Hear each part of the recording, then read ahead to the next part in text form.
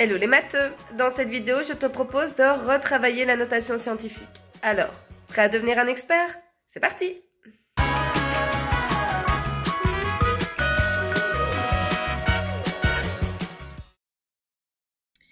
Et c'est parti pour la notation scientifique. Alors, la notation scientifique, elle peut nous servir à quoi? Premièrement, elle peut nous être utile pour écrire de grands nombres. Prenons comme exemple la distance entre la Terre et le Soleil, qui fait environ 149 millions de kilomètres. En notation scientifique, ce nombre donne 1,49 fois 10 exposant 8. Pourquoi fois 10 exposant 8?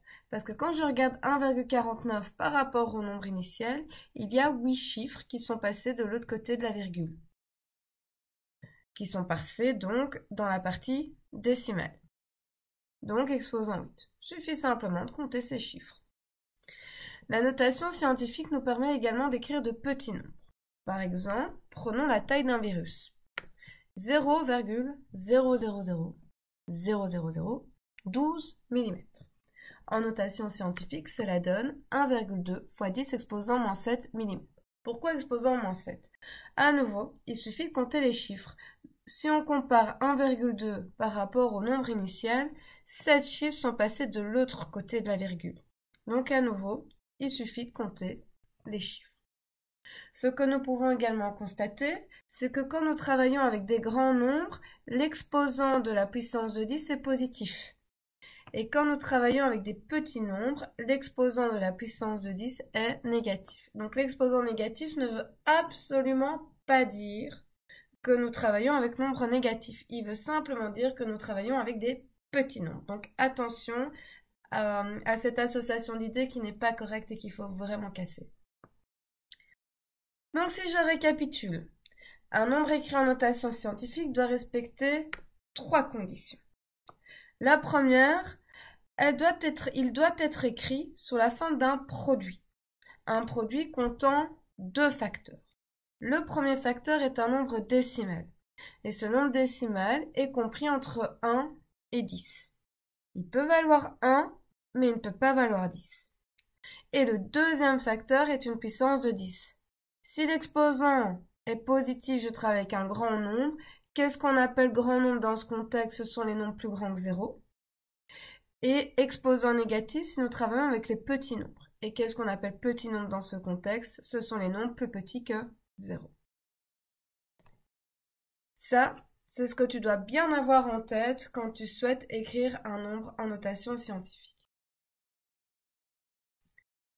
Eh bien, à toi de jouer. Voici 4 nombres que nous souhaiterions écrire en notation scientifique. On appuie sur pause pour se laisser le temps de changer l'écriture de ces nombres et quand tu es prêt à entendre la correction, il suffit de réappuyer sur play.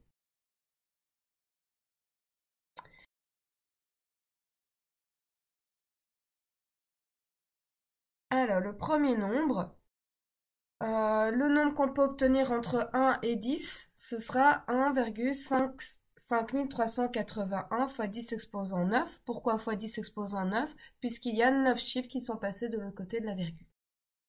Suivant, le nombre compris entre 1 et 10 sera 9,37 fois 10 exposant moins 6. Moins 6 puisqu'il s'agit d'un petit nombre et 6 puisqu'il y a 6 chiffres qui sont passés de l'autre côté de la virgule. Suivant, le nombre compris entre 1 et 10 sera 2,78 fois 10 exposant moins 5. Exposant moins puisqu'il s'agit d'un petit nombre et 5 puisqu'il y a 5 chiffres qui sont passés de l'autre côté de la virgule. Et enfin, le dernier, le nombre compris entre 1 et 10 est 1,27538 fois 10 exposant 4, exposant positif puisqu'on est dans un grand nombre, et exposant 4 puisqu'il y a 4 chiffres qui sont passés de l'autre côté de la virgule. Si pour toi la notation scientifique c'est ok, tu peux poursuivre la vidéo. Si tu n'es pas encore totalement à l'aise avec la notation scientifique, pas de souci, fais d'abord des exercices, drille-toi bien et quand tu es prêt, tu peux poursuivre la vidéo. Pourquoi poursuivre? Parce qu'en maths, on aime bien s'amuser. Et ce qu'on a envie de faire avec la notation scientifique, c'est pourquoi pas la mixer avec les propriétés des puissances, puisqu'il y a des puissances de 10. On peut s'amuser à ce niveau-là. Prenons un exemple. 0,0005 fois 300. Première étape, je vais convertir ces deux facteurs en notation scientifique.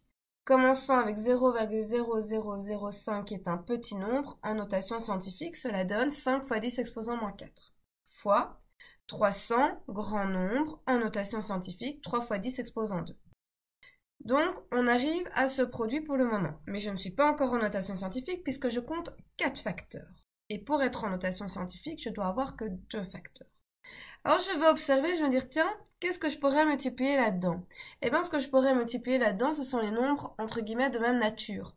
5 et 3, ce sont des nombres que je pourrais multiplier. Donc, 5 fois 3, 15. Et 10 exposant moins 4 et 10 exposant 2, ce seraient aussi des nombres de même nature puisqu'ils sont écrits sous la forme d'une puissance de 10. Puissance de 10. Ah, ce sont des puissances qui ont la même base. Et quand je souhaite multiplier des puissances qui ont la même base, je dois additionner les exposants. Moins 4 plus 2, moins 2. Donc j'obtiens comme calcul 4 fois 10 exposant moins 2. Je suis déjà content puisque je suis passé de 4 facteurs à 2 facteurs. Mais je ne suis toujours pas en notation scientifique puisque le premier facteur 15 n'est pas un nombre compris entre 1 et 10. Donc je dois changer ce 15 en 1,5 fois 10 et recopier le fois 10 exposant moins 2 qui suit. Je me retrouve à nouveau dans un produit de puissance de même base, mais je garde la base et j'additionne les exposants. 1 plus moins 2, moins 1. Et voilà le résultat final en notation scientifique, cela donne 1,5 fois 10 exposant moins 1. On pourrait s'amuser également autrement. Prenons 6000 au carré, que nous souhaitons, écrire en notation scientifique. 6000 en notation scientifique, cela donne 6 fois 10 exposant 3. Attention aux parenthèses, c'est 6000 qui est élevé au carré, donc c'est 6 fois 10 au cube qui doit être élevé au carré. Pour bien marquer ça, on utilise des parenthèses. On a un exposant 2 qui joue sur un produit. Donc et on est ici dans une puissance d'un produit. L'exposant 2 doit aller sur chaque facteur. Le 6 doit être élevé au carré et le 10 au cube doit être également élevé au carré. Et le 10 au cube, le tout au carré. Là, rebolote, on retrouve également une propriété des puissances. C'est puissance d'une puissance. Que doit-on faire avec les exposants? Nous devons les multiplier. 3 fois 2, 6. Et en même temps, je peux calculer le carré de 6 qui vaut 36. Je ne suis toujours pas en notation scientifique puisque 36 n'est toujours pas compris entre 1 et 10. Je dois donc le changer. 36, c'est 3,6 fois 10 exposant 1. Une fois que je l'ai converti, je remarque que je retrouve un produit de puissance de même base. 10 exposant 1 fois 10 exposant 6, je garde la base 10 et j'additionne les exposants. 1 plus 6, 7. Réponse finale, 3,6 fois 10 exposant 7.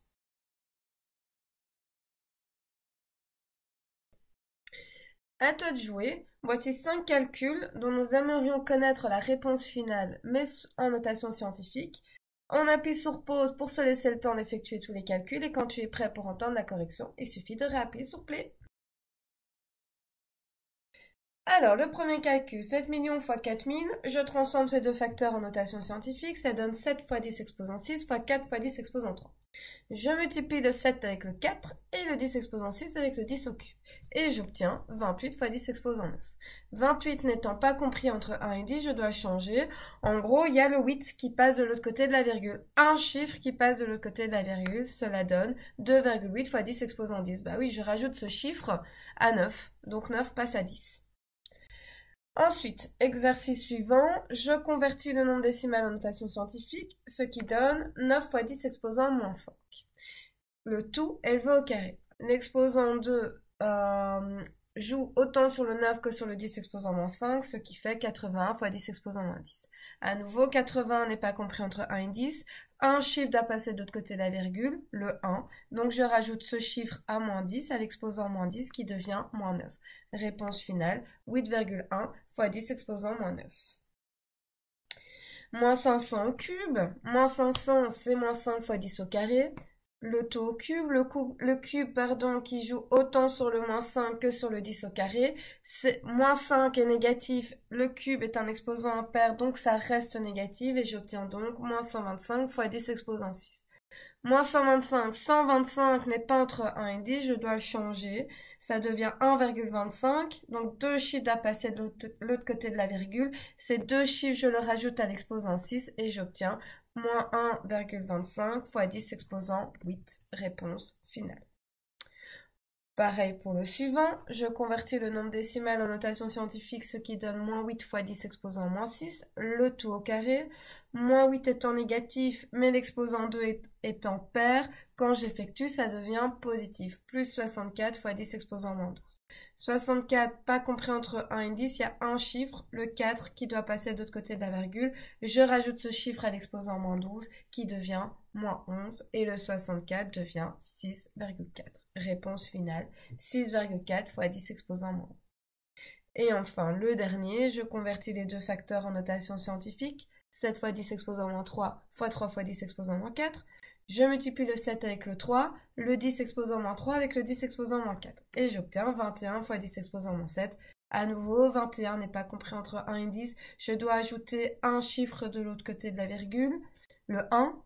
Donc j'ajoute ce chiffre à moins 7 qui devient moins 6. Réponse finale, 2,1 fois 10 exposant moins 6.